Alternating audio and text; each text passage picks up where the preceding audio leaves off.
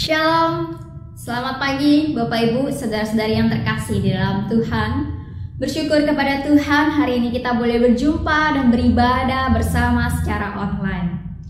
Kita yakin dan percaya apapun media yang kita gunakan saat ini, Tuhan akan selalu hadir dan menyertai ibadah kita. Kita bersyukur kalau hari ini kita masih diberi kesempatan untuk beribadah bersama. Kita bersyukur kalau kita ada sampai hari ini. Itu semua bukan karena kuat dan gagah kita, tetapi itu semua karena anugerah-Nya. Marilah hari ini kita datang menyembah Dia, memuji Dia dan mengagungkan nama-Nya. Sebab Dia adalah Allah yang besar, yang layak dipuji. Mari kita membuka ibadah kita dengan satu pujian, sebab Kau besar.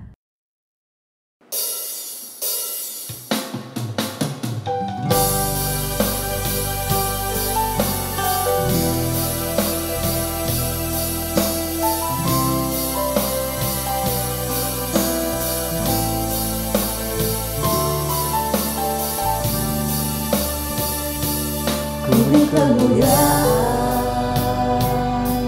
dan hormat, ku angkat suara pujian, ku agungkan nama-Mu. Ku beri kemuliaan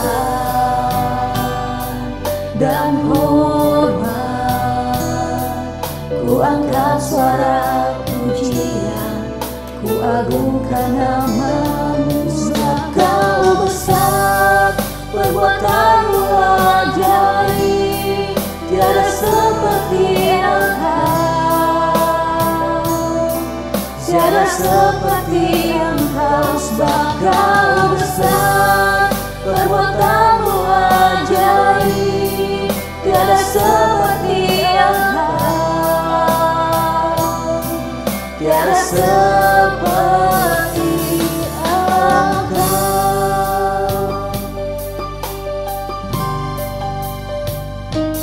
Ku beri kemuliaan dan hormat,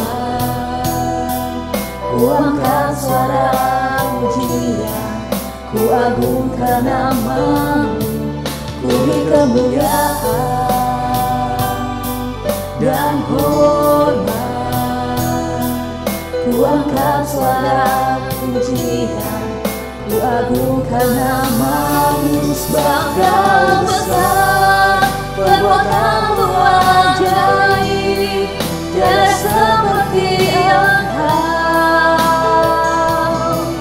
tiada seperti Engkau. Sebab Kau besar, perbuatan-Mu ajaib, tiada seperti Engkau,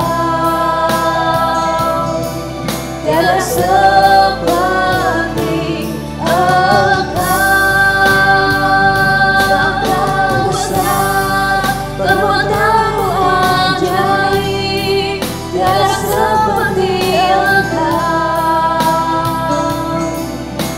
seperti Engkau. Sebab Kau besar, perbuatan-Mu ajaib, tiada seperti Engkau, tiada seperti Engkau.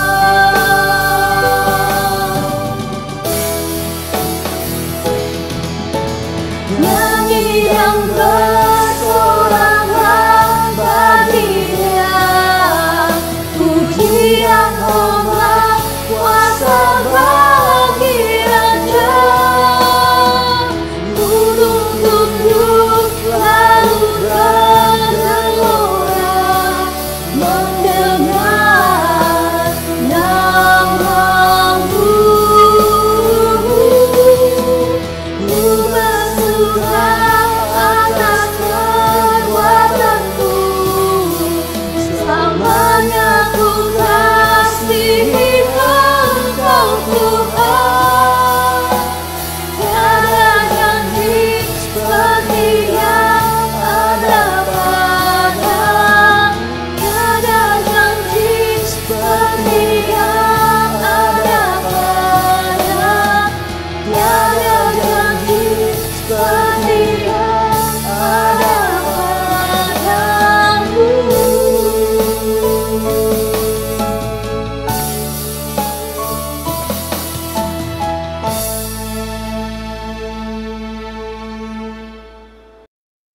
kita bersatu di dalam doa. Tuhan Allah Bapa kami yang bertata dalam kerajaan sorga, terima kasih ya Tuhan untuk kasih setia-Mu di dalam kehidupan kami. Kalau kami boleh ada sampai saat ini, itu semua bukan karena kuat dan gagah kami ya Tuhan. Itu semua karena kasih-Mu dan anugerah-Mu bagi setiap kami. Tuhan, hari ini kami mau bersama-sama duduk diam bersama setiap keluarga kami dimanapun kami berada ya Tuhan. Kami rindu mendengarkan suara kebenaran firman-Mu ya Tuhan. Kami juga rindu untuk memuji, memuliakan nama-Mu ya Tuhan. Kiranya Roh Kudus-Mu ya Tuhan hadir, kiranya Engkau juga hadir ya Tuhan di dalam ibadah hari ini. Supaya kami boleh betul-betul merasakan anugerah-Mu ya Tuhan. Kami betul-betul boleh merasakan kehadiran-Mu ya Tuhan. Terima kasih ya Tuhan, kami serahkan ibadah kami hari ini ke dalam tangan-Mu. Kami berdoanya di dalam nama Tuhan Yesus Allah kami yang hidup. Kami sudah berdoa dan mengucap syukur. Amin.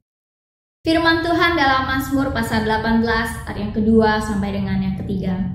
Aku mengasihi Engkau ya Tuhan kekuatanku, ya Tuhan bukit batuku, kubu pertahanan dan penyelamatku. Allahku gunung batuku, tempat aku berlindung, perisaiku, tanduk keselamatanku, kota bentengku.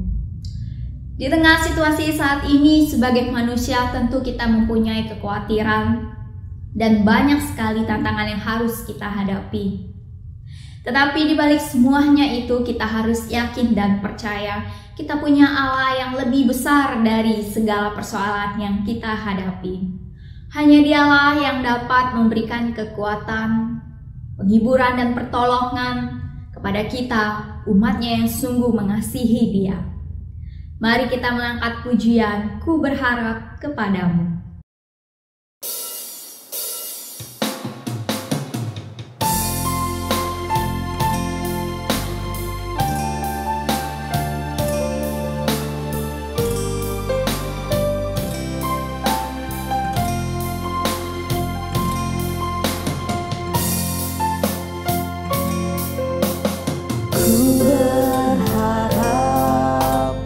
Kepadamu, Kau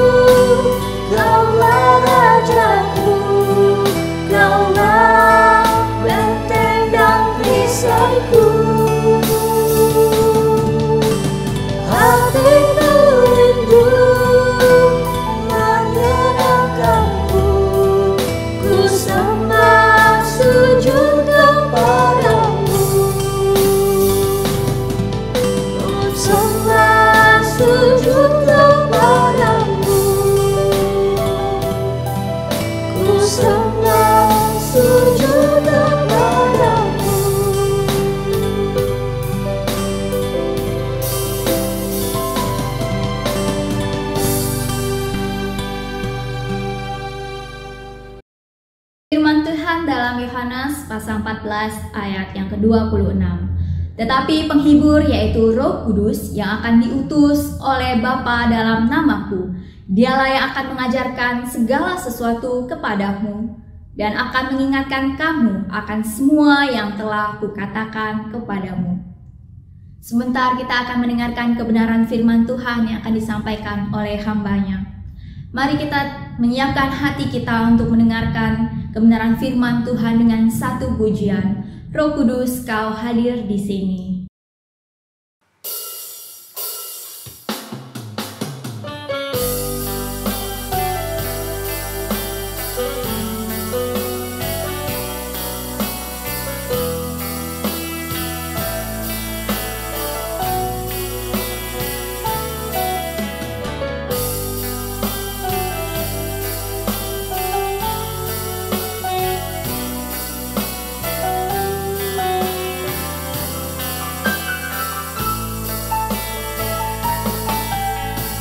Terus Kau hadir di sini,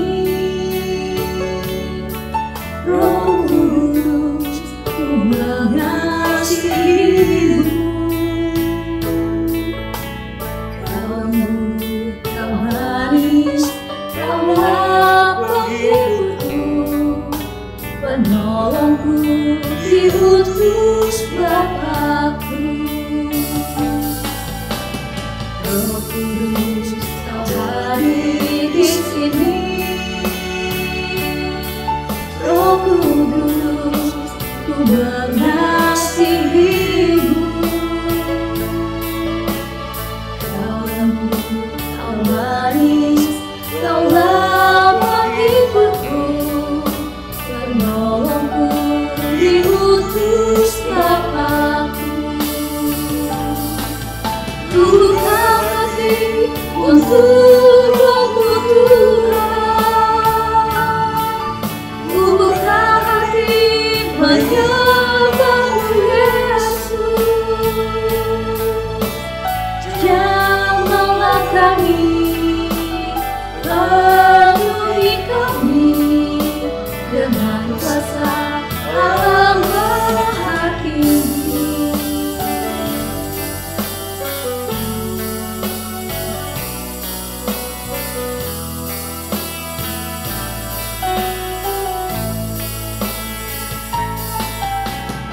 Roh Kudus, Kau hadir di sini. Roh Kudus, Ku mengasihimu. Kau lembut, Kau manis, Kaulah penghiburku, penolongku, diutus Bapa-Ku. Ku buka hati untuk Roh-Mu Tuhan. Ku buka hati menyembah-Mu Yesus. Jamahlah kami, penuhi kami dengan kuasa Allah Maha Tinggi.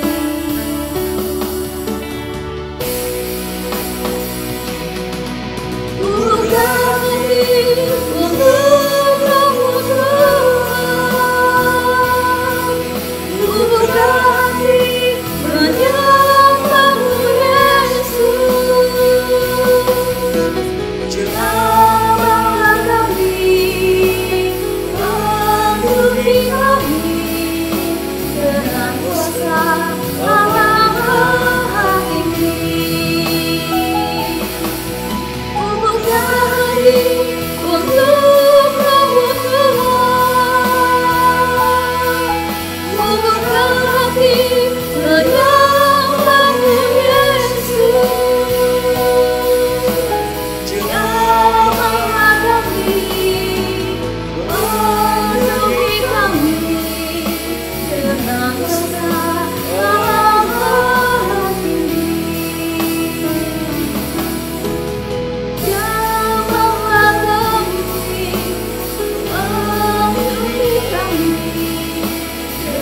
kuasa dalam Tuhan ini.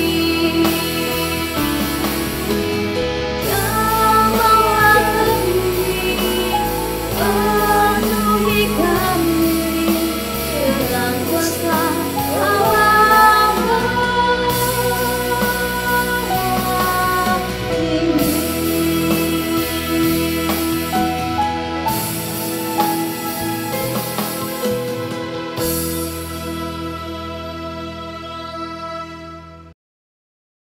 Mari kita berdoa sebelum kita mendengarkan bagian dari firman Tuhan yang akan kita baca. Mari kita berdoa. Bapa, kami bersyukur dan berterima kasih karena kami pada hari ini boleh merenungkan sebagian daripada kebenaran Tuhan sekali lagi. Khususnya ketika Roh Kudus turun 2000 tahun yang lalu. Dan hal itu walaupun telah terjadi, namun sampai hari ini kami boleh merasakan betapa Roh Kudus berperan dalam kehidupan setiap umat Tuhan. Tuhan, terima kasih karena Engkau telah mengutus Roh-Mu ke dunia ini atas kami dan tinggal bersama-sama dengan kami. Dan olehnya lah maka kami menjadi kuat.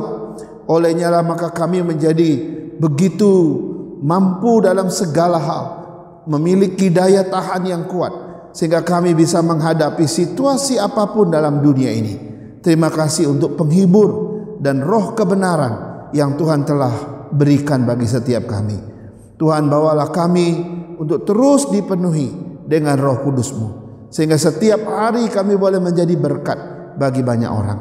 Dan berkati kami sekali lagi ketika kami membuka firman-Mu, dan isi hati Tuhan boleh diketengahkan bagi kami, dan Roh Kudus berbicara kepada kami. Dalam nama Yesus kami berdoa. Amin. Baik jemaat Tuhan, mari kita membaca satu bagian dari firman Tuhan yang diambil dari Yohanes 16 ayat 7 sampai yang ke-11. Yohanes 16 ayat 7 sampai yang ke-11. Demikian firman Tuhan. Namun benar yang kukatakan ini kepadamu adalah lebih berguna bagi kamu jika aku pergi. Sebab jikalau aku tidak pergi, penghibur itu tidak akan datang kepadamu. Tetapi jikalau aku pergi, aku akan mengutus dia kepadamu. Dan kalau ia datang, ia akan menginsafkan dunia akan dosa, kebenaran, dan penghakiman. Akan dosa karena mereka tetap tidak percaya kepadaku. Akan kebenaran karena aku pergi kepada Bapa dan kamu tidak melihat aku lagi. Dan akan penghakiman karena penguasa dunia ini telah dihukum. Saudara-saudara sekalian, hari ini kita akan merenungkan tema yang sudah kita renungkan beberapa minggu yang lalu, yaitu turunnya Roh Kudus bagian yang ketiga. Nah, beberapa minggu yang lalu kita sudah melihat tentang turunnya Roh Kudus bagian pertama, bagian kedua. Yang seri pertama kita sudah belajar tentang dua hal. Ketika Roh Kudus turun ke dunia ini, ada dua agenda yang Tuhan kerjakan. Atau pada saat Roh Kudus turun ke dunia ini, ada dua hal yang dikerjakan oleh Tuhan. Yang pertama, Allah langsung membaptis umatnya dan menjadikan mereka bagian dari tubuh Kristus. Ini yang pertama. Tuhan membaptis umatnya, dimasukkan ke dalam tubuh Kristus. Dan sejak itu baptisan Roh Kudus menjadikan satu di dalam tubuh Kristus. Agenda kedua yang dilakukan Tuhan yang sudah kita lihat, yaitu ketika Roh Kudus turun, Allah mensiarkan Injil ke seluruh dunia.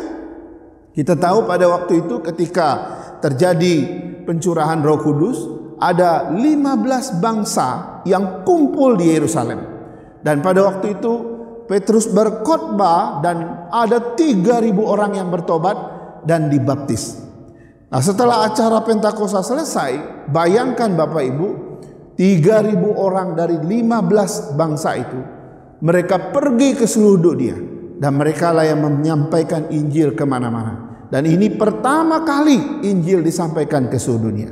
Jadi dua agenda ini sudah kita lihat di dalam seri yang pertama, yaitu Allah membaptis umatnya dan Allah mensiarkan berita Injil ke seluruh dunia. Lalu di seri yang kedua, ketika Roh Kudus turun, maka Alkitab mengatakan penuhlah mereka dengan Roh Kudus.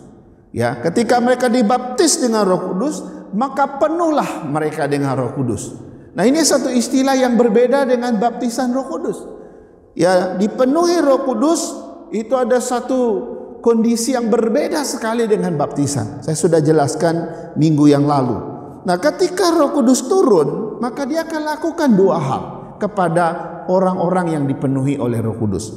Yang pertama adalah dia akan memimpin kita untuk mengasihi Tuhan.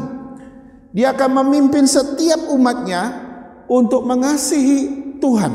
Tuhan di sini adalah Kristus yang menjelma menjadi manusia, yang disebut firman yang hidup. Tuhan di sini juga berbicara tentang firman yang tertulis. Jadi kalau orang dipenuhi Roh Kudus, dia akan mengasihi Kristus yang menjadi pribadi, yang menjadi manusia. Kemudian dia juga pasti akan mengasihi yang namanya firman yang tertulis. Karena itu Kristus bilang, jika engkau mengasihi aku, dia pasti juga akan mendengar atau menuruti firman-Ku. Yang kedua, ketika Roh Kudus memenuhi seseorang, maka dia akan memimpin kita untuk mengasihi sesama kita. Ini hal yang kedua yang Roh Kudus akan lakukan ketika dia memenuhi seseorang. Nah, karena itu saudara, kita sudah belajar bahwa mengasihi Allah, mengasihi sesama itu dua relasi. Relasi vertikal, relasi horizontal. Relasi vertikal membuat kita harus beres dengan Tuhan, baru kita bisa beres dengan sesama. Kita bisa mengasihi Allah, baru kita bisa mengasihi sesama. Nah, ini sangat penting sekali dan kita sudah melihat dalam seri yang kedua. Nah, sekarang hari ini kita akan melihat turunnya Roh Kudus seri yang ketiga. Nah, ini kita akan lebih lanjut. Di dalam ayat 7 dikatakan begini, adalah lebih berguna bagi kamu jika aku pergi, sebab jikalau aku tidak pergi, penghibur itu tidak akan datang kepadamu. Jikalau aku pergi, aku akan mengutus dia kepadamu. Saudara, di sini kita melihat perkataan pendahuluan dari kata-kata Tuhan Yesus sendiri di ayat 7. Seperti ada satu nuansa di mana Allah Tritunggal itu saling mengutus, Bapak Ibu. Ya, di dalam kekekalan Dia, Bapa, Anak dan Roh Kudus, Allah Tritunggal ini seperti mereka saling mengutus satu sama lain. Dan Yesus berkata, kalau aku pergi, maka aku akan mengutus dia. Sebelumnya kita tahu bahwa Bapa mengutus Anak ke dunia. Saudara, mereka ada seperti satu saling mengutus begitu. Nah, sebenarnya apa maksudnya? Saudara, seorang teolog bernama John Murray dari seminari Westminster dari London, dia menyebutkan tentang peranan tiga pribadi Allah Tritunggal ini. Dia mengatakan begini, Allah Bapa itu berperan sebagai perencana keselamatan. Ya, Allah Bapa dia berperan sebagai perencana keselamatan. Karena itu dia mengutus Anak ke dunia ini. Lalu kita melihat Yesus. Yesus adalah pelaksana daripada keselamatan itu. Yang satu perencana, yang satu pelaksana, itu Allah Anak. Kemudian setelah Allah Anak naik ke surga, maka peranan Allah yang ketiga yang bernama Roh Kudus, dia adalah seorang yang mengaplikasikan keselamatan itu kepada setiap umat Tuhan. Jadi kita melihat mereka, Bapa perencana, Anak melaksanakan atau seorang pelaksana, dan Roh Kudus mengaplikasikannya. Saudara-saudara, kita melihat ketiga bagian, yaitu ketiga pribadi Allah di dalam Allah Tritunggal ini menarik sekali. Kenapa? Kalau kita melihat bagaimana Kristus bekerja atau melaksanakan keselamatan itu, Kristus telah melaksanakan keselamatan itu dengan cara mengerjakan keselamatan itu di kayu salib. Dia mati di kayu salib, lalu dia serahkan dirinya sebagai korban penebus salah, penebus dosa kita, dan setelah dia selesai dia naik ke surga. Tetapi yang menarik adalah keselamatan yang dikerjakan Kristus itu ya tidak akan berguna kalau Roh Kudus tidak turun. Kenapa? Karena Roh Kuduslah yang nanti akan mengaplikasikan keselamatan yang sudah dikerjakan Yesus kepada manusia. Baru dia menjadi sesuatu yang berguna bagi orang yang akan diselamatkan. Jadi karya Kristus di kayu salib itu akan diaplikasikan oleh Allah Roh Kudus bagi setiap orang-orang yang percaya kepadanya. Karena itu Yesus berkata, adalah lebih berguna jika aku pergi kepada Bapa. Sebab Yesus bilang, jika aku tidak pergi, maka Roh Kudus tidak akan turun, dan dia tidak akan mengaplikasikan karya keselamatan yang dia sudah kerjakan. Karena itu waktu itu Yesus pastikan, aku harus naik. Sebab kalau aku naik, Roh Kudus itu akan turun. Nah, saudara-saudara sekalian, karena itu pertanyaannya adalah, ketika Roh Kudus turun, apakah yang dilakukannya bagi dunia? Ketika turunnya Roh Kudus, apa saja yang dilakukan Roh Kudus itu bagi dunia? Dari teks yang kita sudah baca tadi, kita sudah melihat bahwa ada 3 hal yang akan dikerjakan oleh Roh Kudus ketika dia turun ke dunia ini. Yang pertama adalah di dalam ayat 8a dan ayat 9 bagian A. Di situ dikatakan, Roh Kudus datang untuk menginsapkan dunia akan dosa. Saya mau baca ayat 8 bagian A. Kalau ia datang, ia akan menginsapkan dunia akan dosa dan akan dosa karena mereka tidak percaya kepadaku. Ini jelas sekali perkataan Yesus. Pertama yang dikerjakan oleh Roh Kudus ketika dia turun ke dunia adalah menginsapkan dunia akan dosa. Saudara-saudara sekalian, waktu kita melihat bagian ini, ada satu kata yang sangat menarik, yaitu kata menginsapkan. Secara sederhana, sebenarnya apakah arti daripada menginsapkan? Menginsapkan paling tidak itu ada 3 makna di dalamnya. Yang pertama, menyatakan kesalahan manusia. Yang kedua, memberi kesadaran bahwa manusia telah berdosa. Dan yang ketiga, mengarahkan manusia kepada jalan kebenaran, yaitu Yesus. Jadi pekerjaan Roh Kudus yang pertama, dia menginsapkan dunia akan dosa, yaitu dia akan menyatakan kesalahan manusia. Dia akan memberi kesadaran bahwa manusia telah berdosa. Yang ketiga, dia akan mengarahkan manusia kepada kebenaran Allah, yaitu jalan kebenaran itu, yaitu Yesus sendiri. Kalau bukan Roh Kudus Bapak Ibu, maka manusia tidak mungkin tahu kesalahannya. Tanpa Roh Kudus kita nggak mungkin sadar akan dosa-dosa kita. Tanpa Roh Kudus maka kita nggak mungkin datang kepada jalan kebenaran itu, yaitu Yesus.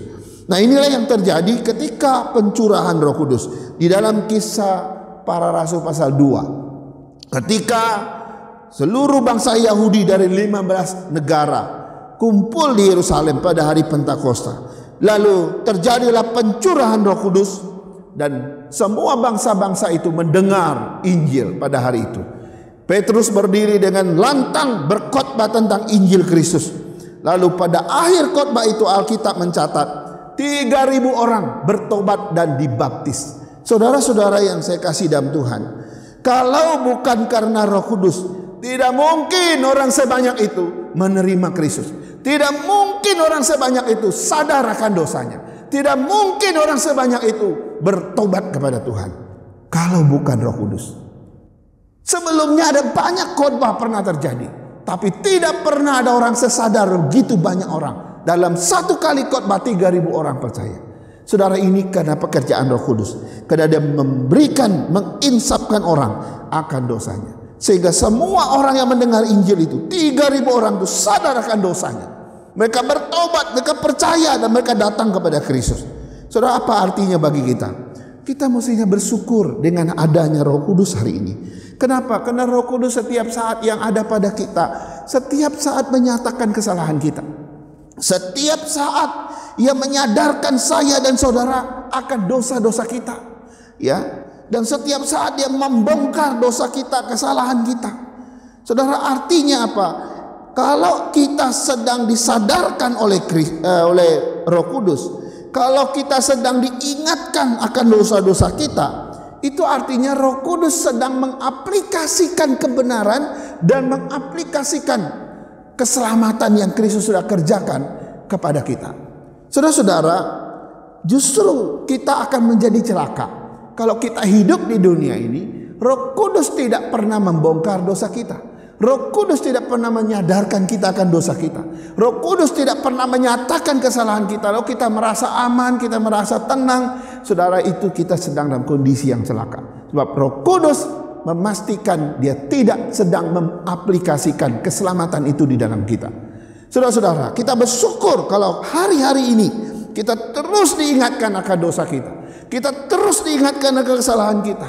Kita terus dibongkar akan dosa-dosa kita. Sehingga setiap saat kita bisa bertobat, setiap saat kita bisa datang kepada Tuhan, mohon pengampunan akan Tuhan. Itu artinya Roh Kudus sedang bekerja di dalam dirimu. Roh Kudus sedang mengaplikasikan keselamatan 2000 tahun yang lalu yang dikerjakan oleh Kristus di dalam diri saudara.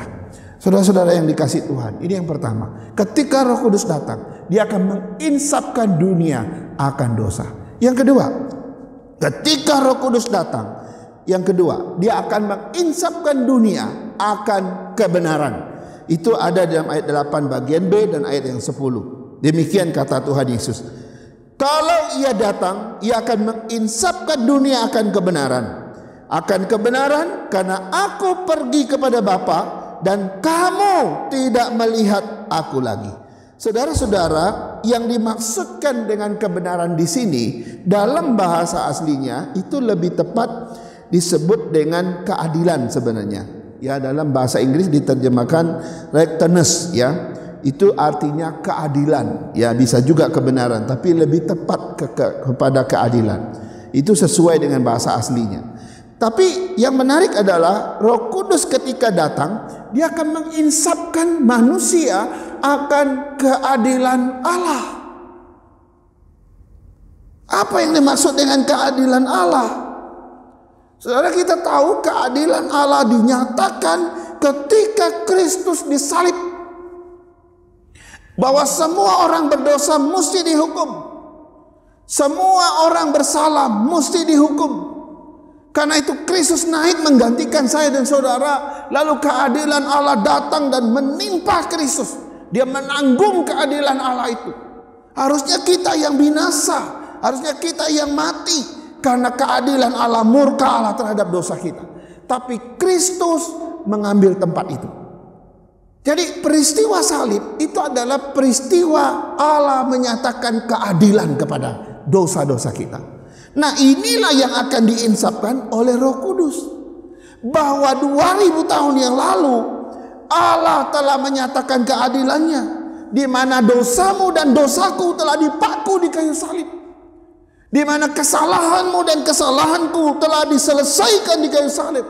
Itu sebabnya Yesus ketika dia menyerahkan nyawanya, sebelum dia menyerahkan nyawanya, Yesus berkata, tetelestai, artinya sudah selesai. Keadilan Allah itu sudah ditanggung, sudah diterimanya atas saya dan saudara. Dan saudara-saudara, kau dapat harapan hari ini, kau bisa diselamatkan. Itu karena Kristus telah menanggung keadilan Allah itu. Keadilan Allah telah dinyatakan. Itu artinya apa? Bagi orang yang percaya, dosamu telah dihukum melalui kematian Kristus. Tapi bagi engkau yang tidak percaya Tuhan, dosamu masih ada. Dosamu belum dibereskan. Kalau engkau mau dosamu dibereskan, datang kepada Kristus. Dan maka sejak itu kau akan dibereskan dosanya. Sederhana kan? Keadilan Allah telah dinyatakan. Artinya bagi yang percaya, dosa kita udah beres bersama Kristus di kayu salib 2000 tahun yang lalu. Tapi bagi mereka yang belum percaya, ini yang belum menerima keadilan Allah. Dosanya masih ada, masih diperhitungkan oleh Tuhan. Karena itu saudara, keadilan Allah ini itu sudah selesai, sudah ditegakkan, sudah dinyatakan melalui Kristus yang mati di kayu salib. Sehingga ada jalan keselamatan bagi kita. Sehingga kita tidak lagi harus menanggung akibat hukuman dosa itu. Keadilan Allah tidak lagi akan ditegakkan pada kita. Karena kita sudah ditanggung oleh Kristus. Kecuali mereka yang belum percaya, maka keadilan Allah akan tetap ada pada mereka.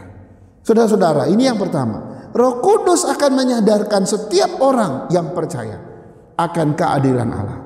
Dan keadilan Allah ini telah dinyatakan melalui Kristus.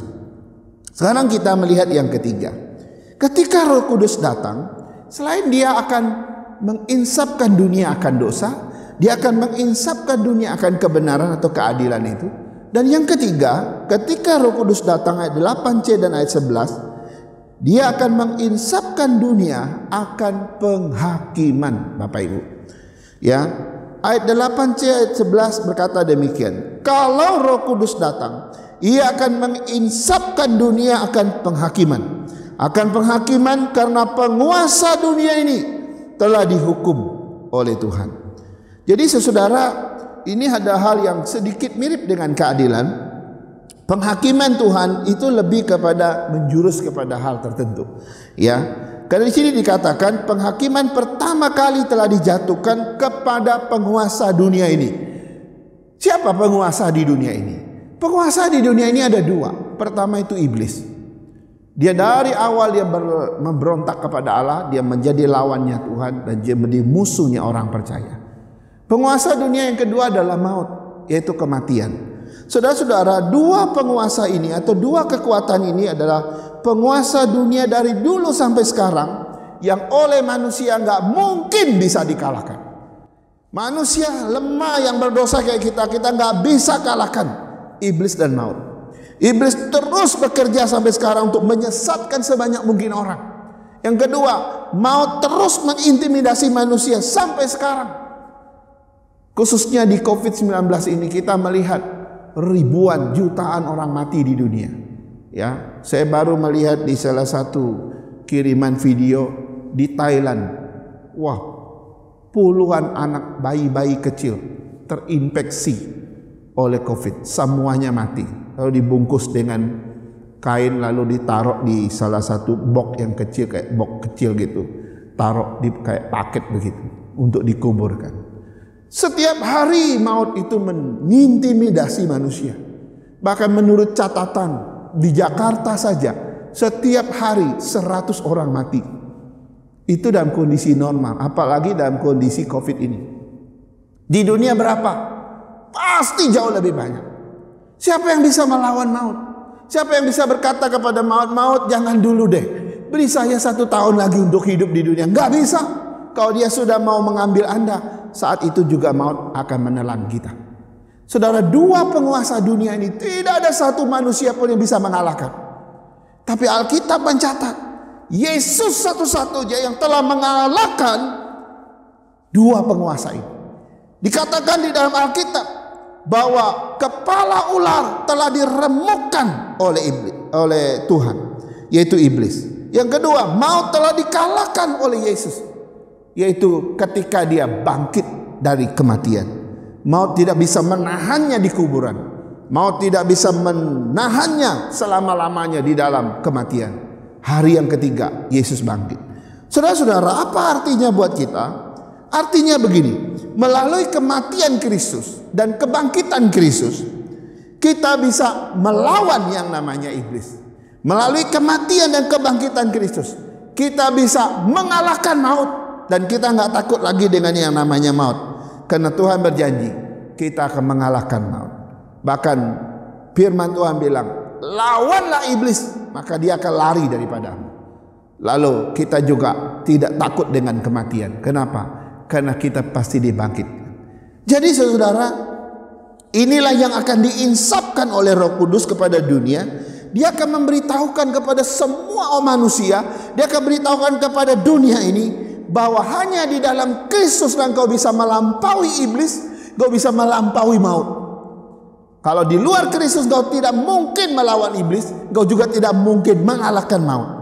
Saudara, penguasa ini tidak menjadi masalah lagi buat kita, tidak lagi menjadi problem bagi kita, dan semua ini telah dikalahkan oleh Kristus. Tapi yang menarik saudara, bagi orang yang percaya, kita tidak takut lagi terhadap maut, kita juga tidak takut lagi terhadap iblis. Kenapa? Karena Tuhan telah mengalahkannya. Tapi bagi orang yang gak percaya kepada Tuhan, mereka akan hidup dalam ketakutan setiap saat. Mereka akan hidup dalam kekhawatiran, keputusasaan yang luar biasa. Wajar. Kenapa? Karena bagi mereka iblis, maut itu belum disingkirkan sama sekali. Bahkan tambah satu lagi. Orang yang gak percaya Tuhan, iblis akan tetap iblis yang menakutkan. Lalu maut tetap mengintimidasi. Plus satu lagi, penghakiman Tuhan akan jatuh kepada mereka. Karena mereka nggak percaya. Karena itu saudara, orang-orang yang percaya kepada Kristus, kita tidak lagi hidup dalam ketakutan, kita tidak lagi hidup di dalam kekhawatiran, kita tidak lagi hidup dalam keputusasaan. Malah kita akan hidup dalam damai sejahtera, dalam sukacita, dalam rasa aman bersama Tuhan. Kenapa? Karena 3 masalah itu sudah disingkirkan. Iblis telah dikalahkan, kepalanya telah diremukkan, si ular itu atau si iblis itu telah dikalahkan, maut telah dikalahkan juga oleh kebangkitan Kristus. Lalu penghakiman Tuhan telah dibatalkan atas kita. Tapi bagi mereka yang belum percaya, iblis akan tetap ada, maut akan tetap ada, tambah satu lagi, penghakiman Tuhan akan tetap terjadi atas mereka. Karena mereka tidak percaya. Jadi kita bersyukur sekali. Kenapa? Karena kehadiran Roh Kudus di dunia ini menginsapkan saudara dan saya akan dosa kita. Yang kedua, menginsapkan saudara dan saya akan kebenaran, akan keadilan yang telah dinyatakan. Akan menginsapkan saudara dan saya akan penghakiman Tuhan atas dunia ini. Kita bersyukur karena Tuhan telah beri anugerah yang besar kepada kita. Mari kita berdoa. Kami naikkan syukur kepadamu ya Tuhan, atas kasih dan karunia-Mu yang luar biasa besar. Kau telah memberikan dan mengaruniakan Roh Kudus ke dalam hidup kami. Dan hari ini kalau kami masih bisa berjalan bersama Tuhan, semua atas pimpinan, follow up daripada Roh Kudus itu. Terima kasih ya Allah, bila Roh Kudus terus memimpin kami, terus menyadarkan kami akan segala hal yang penting buat kami.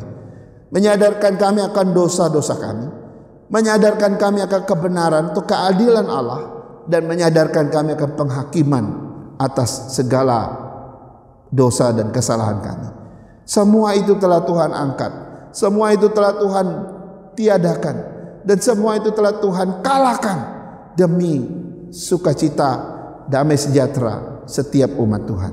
Terima kasih karena Engkau telah memberikan kehidupan yang luar biasa bagi orang-orang yang percaya kepadamu. Berkati setiap umat Tuhan yang ada di rumah dimanapun mereka hari ini. Tuhan jamah mereka, Tuhan berkati mereka. Roh Kudus senantiasa memenuhi mereka, memimpin mereka, menolong mereka, menyadarkan, menginsapkan setiap saat, sehingga kami senantiasa berjalan atas kehendak dan pimpinan Roh Kudus itu. Berkati hamba-Mu dan kami semua yang Tuhan sudah ketengahkan kebenaran dan firman Tuhan ini.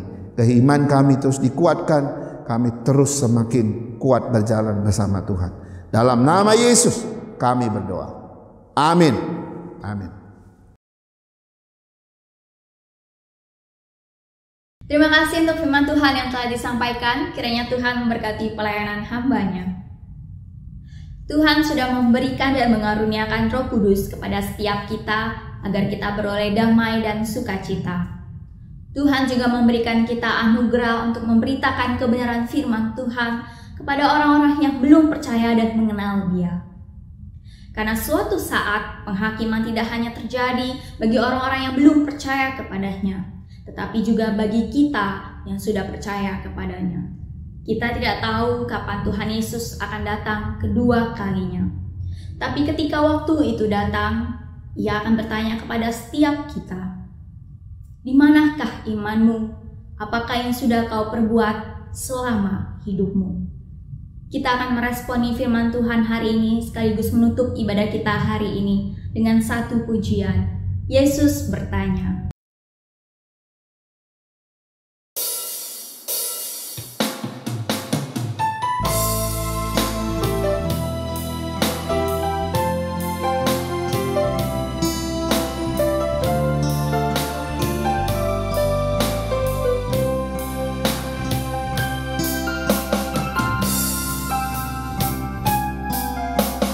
Yesus bertanya kepada kita, adakah iman di bumi ini? Bila Dia datang kedua kalinya untuk menghakimi dunia. Yesus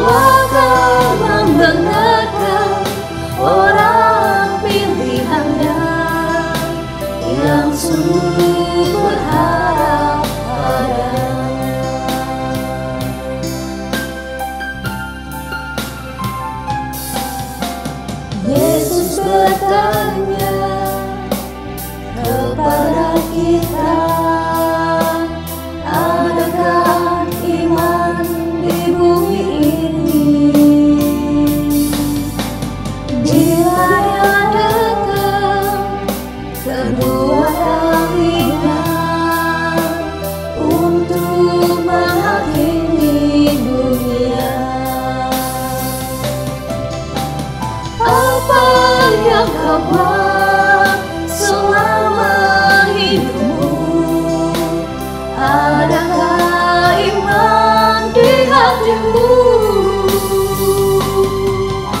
Allah akan membenarkan orang pilihannya yang sungguh berharap padanya,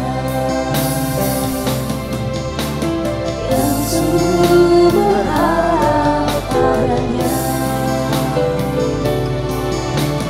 yang sungguh berharap padanya.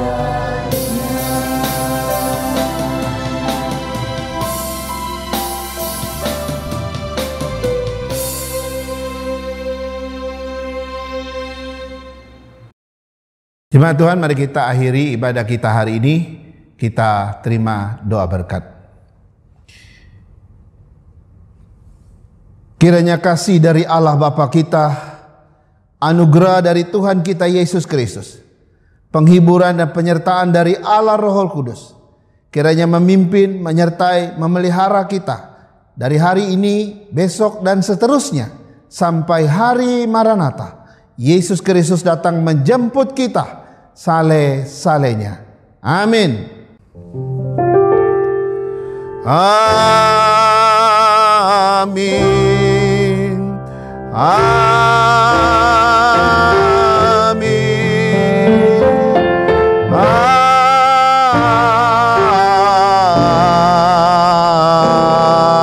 Amin.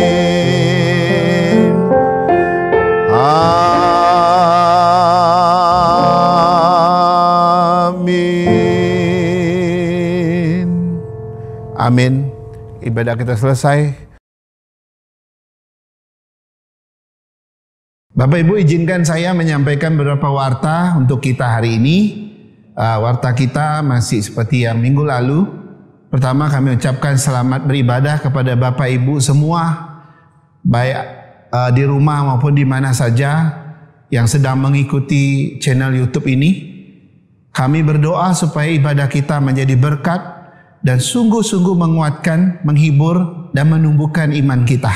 Walaupun di tengah COVID hari ini, kita tetap berdoa dan optimis bahwa Tuhan selalu beserta dan menyertai kita.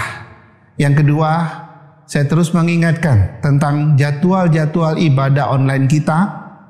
Hari Kamis ada kebaktian doa umum, itu jam 19.00. Kemudian hari Minggu pagi jam 9.30 persekutuan sekolah minggu, karena mereka sudah berubah lebih pagi. Kemudian siangnya jam 10.30 itu ibadah umum. Biarlah waktu-waktu ini kita tidak lalaikan. Kita ada banyak waktu di rumah, kita bisa mengikutinya dengan setia. Dan Tuhan tahu ibadahmu dan juga relasimu masing-masing, baik dengan Tuhan maupun dengan sesama kita. Kemudian terakhir kami ucapkan terima kasih kepada jemaat Tuhan yang setia memberikan persembahan. Biarlah semua persembahan kita menjadi persembahan yang berbau harum di hadapan Tuhan. Kami berdoa Tuhan terus memberkati Bapak Ibu. Walaupun saat-saat ini mungkin orang bilang akan menjelang krisis ekonomi, tapi tetap ada cara Tuhan untuk memberkati setiap kita yang setia memberikannya. Dan bagi Bapak Ibu yang terus ingin mendukung gereja ini atau ibadah kita atau juga pelayanan kita di GPK Kelapa Gading, Bapak Ibu juga boleh mentransfer persembahan Bapak Ibu lewat rekening di bawah ini. Kami berdoa supaya Tuhan terus menolong kita dan menjadikan kita kuat di hari-hari yang akan datang. Demikian warta kita. Kiranya Tuhan Yesus memberkati kita. Shalom. Selamat hari Minggu, sampai ketemu minggu yang akan datang.